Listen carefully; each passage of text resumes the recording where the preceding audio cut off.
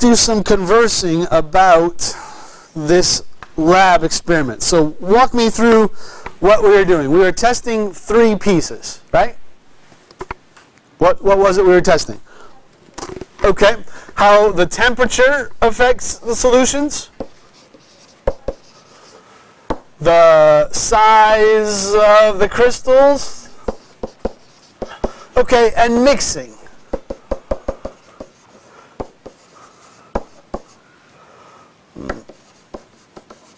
Okay. And what was the thing that we measured for each of these guys? Because we were doing an experiment, right? What was it we measured? The time, right?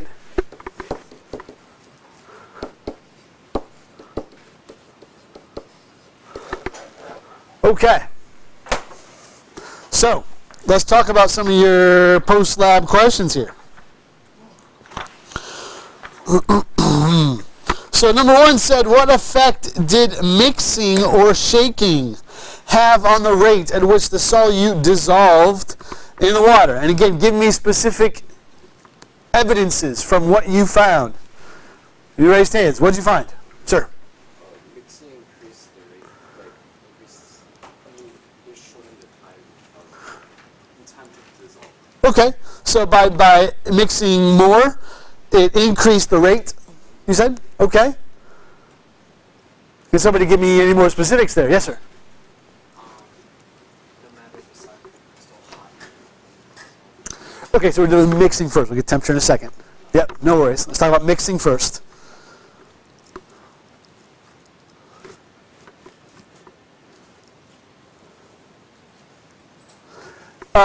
Did you vary the mixing at all?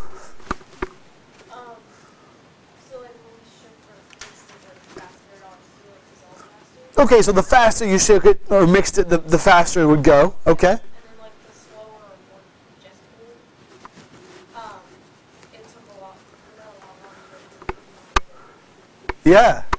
How many of you at one point did no mixing at all? Like with your testing? Okay. How'd that go? I came around to somebody and they had like 15 minutes that they had been sitting there. I was like, no, really, keep going, keep moving. And it still wasn't, right? Some of you had even done that with your big pieces, right? Like you had taken your big pieces instead of keeping the medium crystals for the shaking test. Some of you used the big one. So you could combine the big crystal with no mixing. Not really a whole lot going on there, right? It just kind of sat there, right? It's good. So again, that's why we were trying to standardize some of those pieces. All right, so how vigorous you mixed it and how frequent you mixed it, right? To do one shake and wait 30 seconds and then one shake and wait 30 seconds was very slow, right? A shake every second or every 2 seconds, significant difference. Okay? Can you explain why that is the case in terms of this surface model that we talked about, that you read about? In other words, can you relate those two things? Why, in terms of a surface model, why does mixing make a difference? What do you think? Well, my guess was that since, like, already, like, the water molecules, like, they say randomly collide with, like, various ions. Okay. So I guess that when you're shaking it more, if you're giving it more opportunities, I guess, and chances to actually collide with the surface ions and stronger. And when she says surface ions, what are we talking about? The outer layer. The outer layer, cool. But what was on the outer layer? Like the crystals, right? So that's what we're talking about. The actual outer layer of the stuff. In order for it to hit water, you had to keep mixing it up. Does that make sense? The outermost layer of the particle is what's actually being dissolved. We'll talk more about that in a minute when we talk about particle size. Right? Oh, you're talking about temperature, sorry. Does that make sense? So we need the surface, on the surface of those little crystals of copper 2 sulfate, that's where the dissolving is happening. We cool? Okay. Let's continue on. Check out number 2. 2 says, what Michael was talking about, how did increasing the temperature of the solvent change the rate at which copper sulfate dissolved? So if we increase the temperature, what do we find? Okay, it was dissolving quicker. Was the converse the same? Did the colder water play any role in slowing it down? Leslie says yes. Okay. Did you see any, like, mathematically, how did it compare? In other words, take a look at your numbers. Your medium temperature, right? How do they compare to the other ones? Were there multiples to it? Was it hours and hours of difference? Give me some results. Give me some feedback.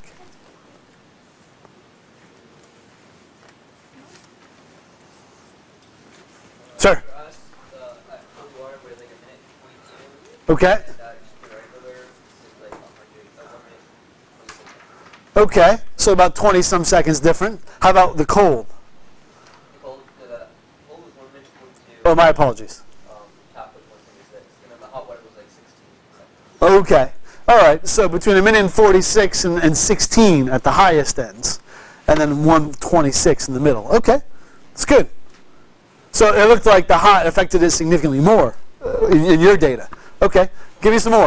That's what I'm looking for. Let's put some numbers with this. Yes, ma'am. So for the hot water, it took like, because we were stirring it like at a constant rate altogether. Mm-hmm. And the hottest one took like 35 seconds. 35 seconds. Okay. Because we checked it. And the cold? The cold took like a minute. Okay. And the medium? 2 minutes. And then the medium was like 55 seconds. So about Okay. Okay. Okay. What'd you get, Nathan? For our hot, we didn't stir at all, so we got around, for hot, around 60 seconds. Okay. And then for room temperature, we had around 180 seconds. Okay. 3 minutes. And for the cold, it took like 15. 15 minutes. Yeah, they did no stirring at all. Right? Okay. Yeah, what'd you get? our cold got 56 seconds. 56? Okay. And then for our hot water, it was 14 seconds, so it was 4 times faster. Nice. Nice, nice. 4 times faster. I like it. So, are you comfortable that there was a much larger range? We didn't measure temperature-wise, but there was a much larger difference between the room temperature and the hot versus the room temperature and the cold. There was a much larger temperature difference between those guys, right? Room temperature is about 22 degrees Celsius. The cold water would have been maybe 2, because right, it had ice in it with ice underneath it. I mean, it was nice and cold. The hot water probably would have been, by the time you actually mixed it, probably 75, 80 degrees. I mean, it would have been pretty toasty. So, huge differences there. Good. All right, let's keep going. Number 3, use the definition of temperature and the kinetic theory to explain the effect of temperature on the rate of solution formation. What do you think? I'm going to ask somebody else. I appreciate you answering. Get involved here, guys. Get your heads up off the desk. Stand up if you've got to. I appreciate you doing that. I want you involved. Let's dive in together. Please. The temperature. How do you explain how temperature affected the rate of making the solution? Again, based upon this kinetic theory of motion and the definition of temperature. What do you think, Nathan? When substances are hotter, the molecules of that substance move faster. Okay. So, by moving faster, those molecules move around each other more, which means the two different substances, the copper, sulfate, and water, Mm-hmm. the molecules of those two substances react with each other. That's excellent. Right? You're going to get more movement, so more collisions, right? With the outer layer of that compound, those crystals, right? And the more collisions you have, the more dissolving that's going to happen. Beautiful. Please. I have a question. So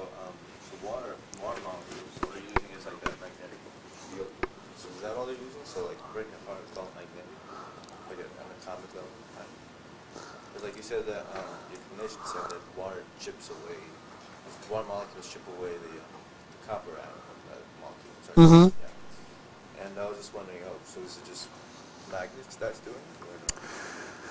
Or no? There is an attraction, yes, between the molecules. And so, yeah, there is some electromagnetic force that's kind of holding those guys together. I'm comfortable with that.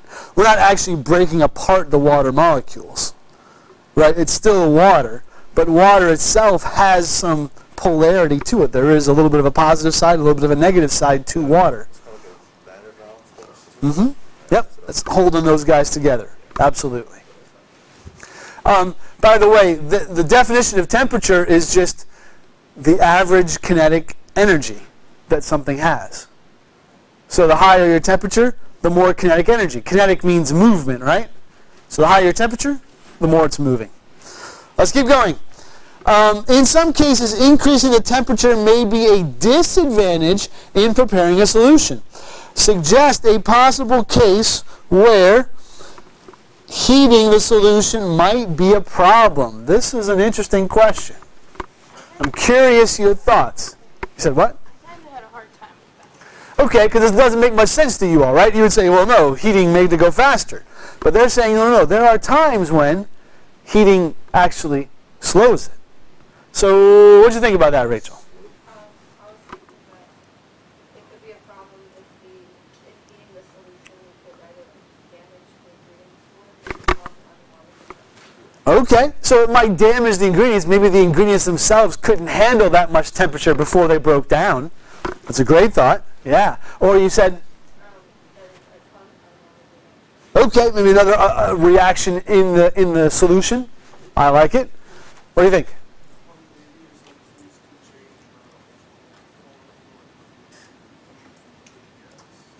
Okay, and that might play a role. You're saying making it more difficult to dissolve? Okay. Sorry, excuse me 1 second.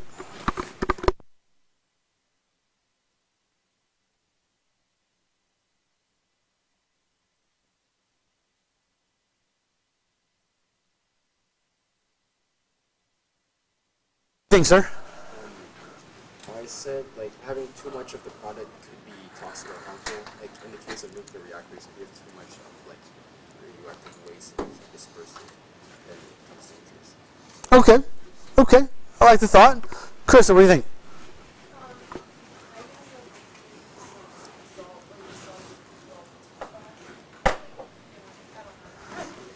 Okay.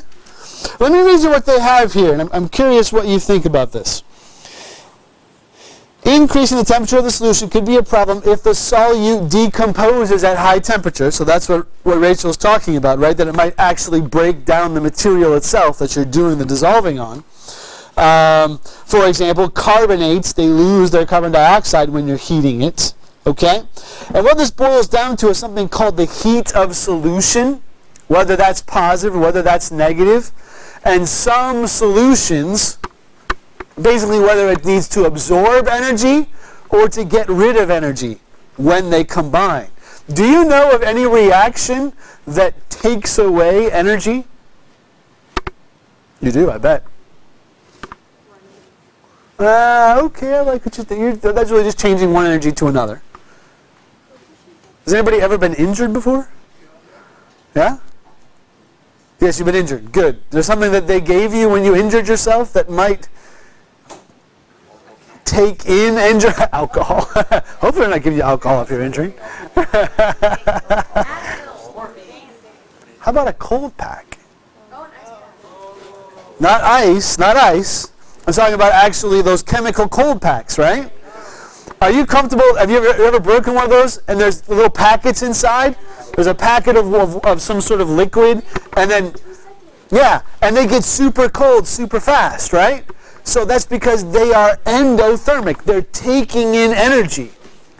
Are you with me? So when that solution is formed, you're right, because you're dissolving the crystals inside that packet with the liquid in that packet, it's taking in energy, right? So if I were to add heat, if I were to heat up that reaction that's happening, you would actually slow down the coldness. Does that make sense? Right. But what I'm saying is that this reaction needs cold to go faster. Cold makes it work better. Does that make sense? Whereas if I heat it up, if we had it again in one of these hot water bins, it wouldn't react nearly as fast. Like, you put it in and then you focus? Yes. Yeah. How does that work? Because then, aren't you trying to combine the two substances together to form a solution? So wouldn't all this apply? Sure. But I guess what I'm trying to say to you is that heat is not always better for making a solution. There are some substances that the presence of heat actually slows down the formation of that solution. So, like, for example, I used when you made that wax. Say again, I'm sorry? Like, the example I used the word bio was when you made that wax. Okay. I don't know what's The lauric acid piece, yes. So, like, that heating melted the solution. Mm-hmm. Cold made it harder. Okay. Isn't it a perspective the way you look at it? I like what you're thinking. Yeah. No, certainly. That adding that cold would have made it harder for that to work. Yeah. Absolutely. Are you with me, guys? Again, not that I'd expect you to know that. This is a little bit outside of what we've even talked about yet. But I just want to make sure you don't think that heating every reaction makes it go faster. It doesn't. Okay? One of the big ones, I'll get your question in 1 second. One of the big reactions that we use is called the Haber process, Haber, to make ammonia. And this, you have to keep the temperature down. If you let the temperature get too hot, it won't make it. You're taking nitrogen and hydrogen and reacting them to make ammonia. It has to stay cool. If it gets too hot, the reaction will stop. Does that make sense? Question? Does icing hot work in that same way where it takes very it's hot and cold? Yeah, I honestly don't know chemically what's going on there. So I don't want to, I can guess. I'm not sure it's actually literally decreasing or increasing temperature. I think it's more just in the feel. But I'd have to do some research. I don't actually know. Are they tricking your nerves? Yeah. Like kind of. Cause like I had this like when I hurt my knee once and I went to the physical therapist and they gave me like this like blue gel thing and like it made my like knee feel like it's freezing cold. Yeah. Mm-hmm. I had that put on my hands. Yeah. But again, depending on what it is, it can be in multiple different pieces. It could actually be lowering temperature. So I'm not just, but it could also just be kind of numbing thing, which kind of gives you that same coldness, Kind of like grit. like biofreeze. I think that's Yeah. Yeah. Is this in our book too? If you want to, get it. Yeah, there's some pieces that talk about this. Yeah, definitely. Question? There's an inhibitor that actually raise the temperature and still keep the same amount of Again, if you're trying to make a solution that heat makes it go faster, yes. Because an inhibitor is just something that slows down a reaction, right? So if your solution you're dealing with needs heat to go faster, like what we did here, then you're correct. But again, if it's one of these reactions that heat is bad, no, you would just inhibit it further. It's a good question. Okay. How did crystal size? How did that affect our dissolving? What did you get, Sean? So the big particle was like 6 minutes. Okay. The ground up was like 37 seconds. Okay, pretty quick. The powder. What was the fastest time you had for that powder to dissolve? I'm just curious. How many? 30 seconds? Anybody else? What was your time for the powder to dissolve? 14 seconds? No stirring. How long did it take? 300 seconds. Okay. 5 minutes. That tells you how important that mixing is, right? 51 seconds? Okay. I mean, you guys ground that stuff down real fine, too. I mean, the powder, you were very powdery, which was impressive. Okay. So their question then for that piece is, how do these results support the surface model for solution formation? Give me a raised hand. How does that support this model that the surface is important? What do you think, Sean? Well, there's less surface area if it's one big crystal versus as much as smaller crystals. So there's less surface area for them not going to collide on the outer layer. Excellent. Something to add? I just figured that it had more layers. Yeah, sure. Right. You are, instead of having one, most of you had one or maybe two big crystals, because I had to break them into smaller pieces at times. But instead of having one or two, you had thousands, maybe even hundreds of thousands, with as small as you were crushing those pieces, right? Excellent, excellent. All right, let's keep rolling. Number 6. Use the results of this experiment to predict how the rate of dissolving would be affected if you tried to dissolve more copper sulfate in a solution that already contained some copper sulfate. Does this make sense? So there's already some copper sulfate dissolved. How would that affect your rate of solution formation? What do you think? Okay, it would take longer because the water already is full or is partially full of that copper sulfate. Any disagreements as far as that goes? Could you ever reach a point where the water would no longer dissolve copper sulfate? You could, right. This would be the saturation level, right? The solubility limit. That we can do stuff to affect that by raising or lowering the temperature. That can be one way, or by stirring it lots, right? But you would reach a point that, hey, I just can't put any more stuff there. My book had a nice little analogy of this. Think of it as being a bunch of seats. Like every water molecule is a seat that the copper sulfates are trying to sit on, right? If there's no copper sulfate initially, lots of seats open, right? Everybody can very easily find a seat. But if you've already put some in there, there's very few seats left. I got to keep mixing it up to find those empty seats. Thought that was a decent analogy. So last but not least, number 7. How would you describe the optimum procedure for preparing a solution? What's the best way to prepare a solution? Fine crystals, warmer water, and lots of mixing. Are you comfortable? Those would be the biggest pieces, right? Okay. Small crystals, lots of mixing, and warm water. That'd be the ways to make your fastest solutions. For most solutions. For most solutions. Again, you have those some that the hot water would be a problem. Cool. Of those 3, which would you say is the most important? Let's vote. I'm curious to see what you think. We've had some evidence, I think, very clearly about which is most important, if you're listening to the different people talking. I'm curious. Give me some hands. How many think temperature most important? Or I'm going to let you think for a minute. I'll let you think. All right. And no, I'm not going to penalize you. I just want you to make an opinion. Don't ask your neighbor. See what you think. All right, you ready? How many think temperature? Give me an idea. Temperature. Those are your 3 options. Temperature, size of crystal, mixing. Okay, 1, maybe 2, maybe 3. Okay. How many think size of crystal? Okay, about 4 or 5. How many think mixing? Yeah. Where did we see that evidence that was one of the most important pieces? When these guys who didn't mix at all, right?